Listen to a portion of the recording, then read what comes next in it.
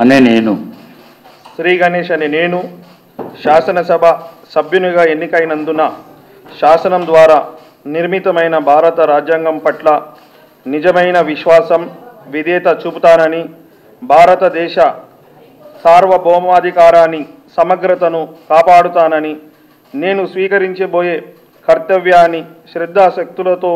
నిర్వహిస్తానని దైవ సాక్షిగా ప్రమాణం చేస్తున్నాను అనే నేను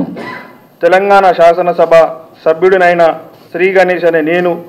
సభ నియమాలకు కట్టుబడి ఉంటానని, వాటిని అనుసరిస్తానని,